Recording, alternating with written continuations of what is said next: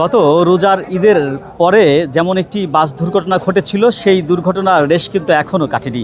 এখনও মানুষ ভুলতে পারেনি দৌলতদিয়া ৩ নম্বর ফেরিঘাটের সেই ঘটনার পরপরই কিন্তু আবারও দেখা গেল কুরবানির ঈদের পরেই মাত্র 7 দিনের ব্যবধানে আবারও একটি বাস নদীতে পড়ে গেল।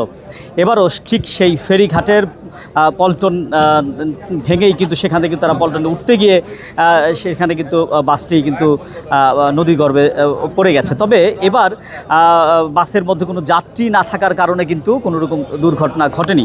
আমরা যদি একটু আপনাদেরকে দেখাতে চাই, এখানে যে অনেক মানুষ, উৎসব জনতা কিন্তু এখানে ভিড় করেছেন এবং তারা বিভিন্ন দূর দূরান্ত থেকে মানুষ কিন্তু ছুটে আসছেন এই ঘটনা আসলে দেখতে। এখানে ঘটনা ঘটার সাথে সাথে যেহেতু সকাল 9:30 দিকে বাসটি নদীর মধ্যে পড়ে গিয়েছিল, তারপর কিন্তু এখানে উদ্ধারকারী যে BIWT এর উদ্ধারকারী জাহাজ যে হামজা এখানে এসেছে এবং সেটি কিন্তু উদ্ধার করেছেন তারা, এবং দীর্ঘ 4 ঘন্টা চেষ্টার পরে কিন্তু এই বাসটি উদ্ধার করা হয়েছে।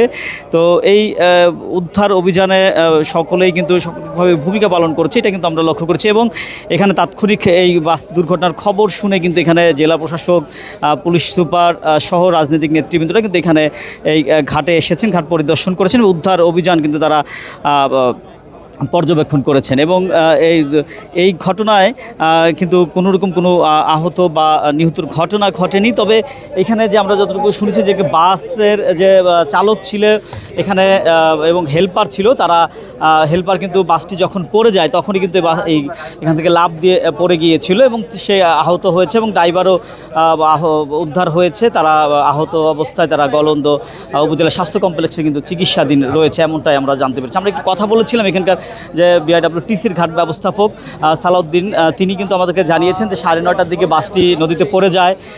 এখান থেকে পরবর্তী তারা কিন্তু দীর্ঘ সময় চেষ্টার পরে কিন্তু তাদের সম্মিলিত চেষ্টায় বাসটি 4 ঘন্টা পরে উদ্ধার হয়েছে।